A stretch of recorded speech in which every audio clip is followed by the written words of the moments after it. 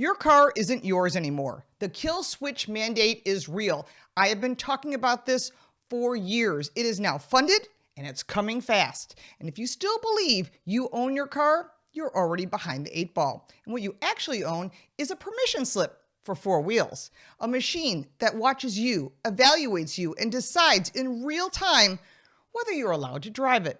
Not a police officer, not a court, not even common sense. Instead, it's an algorithm. AI, yes. Believe it or not, this is true. And like I said, I've been covering this for years, and now it's here in reality. And if that sounds like something ripped out of a dystopian script, it's because we've crossed the line where dystopia gets rebranded as public safety. And our elected officials, they voted for it. The trigger for all of this sits inside the 2021, all the way back to 2021, Infrastructure Investment and Jobs Act. Buried in Section 24220 is a mandate that forces the National Highway Traffic Safety Administration to require advanced impairment driving technology. I love it. That's how they hide it. In your car that's sold to you here in America, that phrase sounds harmless on purpose because there's more to it.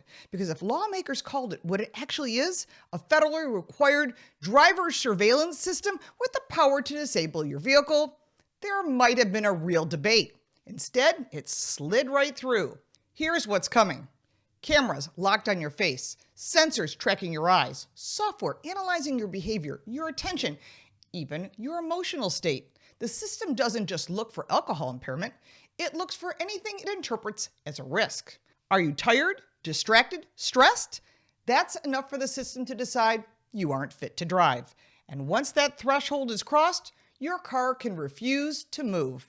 You can sit there with your keys, with your title, with your payment book in your glove box, and the answer is still no. You're not going anywhere. Sounds like a parent, but maybe it's much worse. This is the shift nobody voted for in plain English, and it's already happening. Driver monitoring systems are already in millions of vehicles globally. Europe mandates them. US automakers are embedding them. And this isn't theoretical. It's slowly being built into every new car. And from 2027 on, you're going to start seeing it. Every new car will have it. There will be no exceptions because it's a law. At the same time, automakers are pushing even further. Ford Motor Company has filed patents that read less like safety features and more like surveillance blueprints. We're talking about biometric identification, behavioral tracking, even the potential to integrate with external databases. If that doesn't scare you, there's more coming. Your vehicle isn't just transportation anymore. It's a data collection terminal with wheels. And once that data exists, it doesn't stay private. In-cabin monitoring systems are already being used in fleet vehicles, live feeds, driver tracking, behavioral analysis, and it's being sold as a valuable data to whoever wants to pay for it. Now, connect the dots. The government mandate means corporate capability. That's not an accident. That's an alignment. And here's when it gets even more convenient for everyone involved except for you.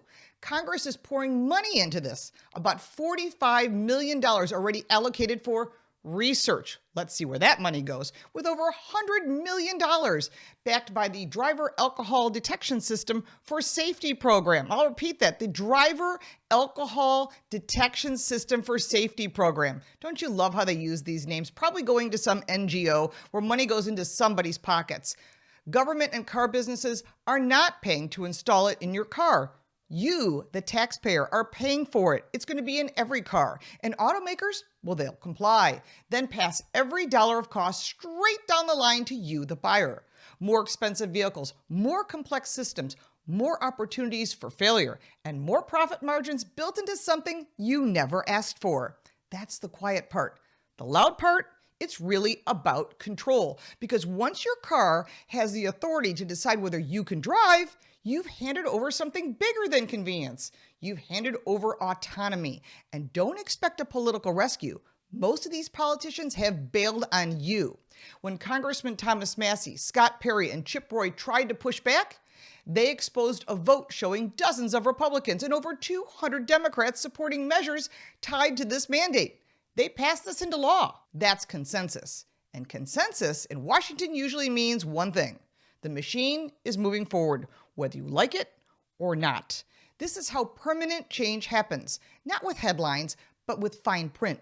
Not with public outrage, but with technical language most people will never read. And I've been reporting on this. Until it shows up in your driveway, that's when you get mad, when it's too late. We've seen these warning signs before. In 2017, WikiLeaks revealed the Central Intelligence Agency, or the CIA, have explored the ability to remotely control vehicles. At that time, in 2017, people were outraged.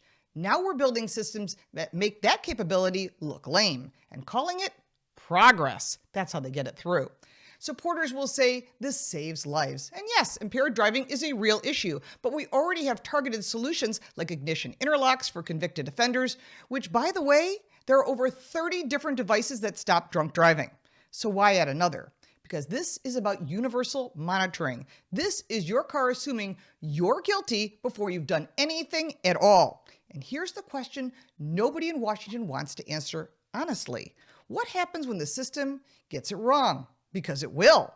False positives, glitches, misreads, software errors, even placing drivers in dangerous situations. Every piece of technology fails at some point, and when it does, you're stuck explaining to a machine why you deserve to drive your own vehicle. Good luck with that. And once the door is open, it doesn't close. If your car can stop you for impairment, what's next? Speed enforcement built into the vehicle? Geofencing where your car simply won't go? Insurance companies tapping into your driving data in real time? Law enforcement accessing in-cabin feeds? None of that requires a leap. It's the next logical step. And the groundwork is already being laid and can change with no notice. Meanwhile, your escape routes are disappearing. Older vehicles are being pushed off the road through regulation, parts shortages, and policy pressure, and the market is being engineered so that opting out becomes less realistic every year. You won't be forced into this overnight. You'll just wake up one day and realize that every new car in the lot plays by the same rules, and that's how control scales. Slow, steady, and almost invisible until it's too late. To be precise, Section 24220 doesn't flip a literal kill switch today, but it creates the legal and technological pathway for systems that can absolutely prevent your vehicle from operating based on algorithmic decisions. And this is the law, not just an idea. It's already in place, and it will be for all new vehicles. Call it whatever makes it easier to swallow. If your car decides you're not driving, the outcome is the same. This isn't about left or right politics. It's about power. Who has it, who's gaining more, and who's quietly losing it. Right now, the drivers are on the losing end, and that is not about to change. And once the system is fully embedded, reversing it, it won't be simple, it won't be cheap, and it won't be quick. It'll be treated as an essential infrastructure, too big to remove, too normalized to question. That's how they do it. That's the real end game, not safety, not innovation. Control baked into very machines Americans rely on every single day. And as of today, only a few officials are fighting on our side. Who gets to decide when you're allowed to drive? Because if the answer isn't you, then you don't own your car. You never did. If you like this video, give it a like and subscribe for more videos like this, and check out our car review channel, Car Smarts. You can support me by buying me a cup of coffee, and if you want even more content, check out the links in the description. I'm Lauren Fix. Thank you so much for watching.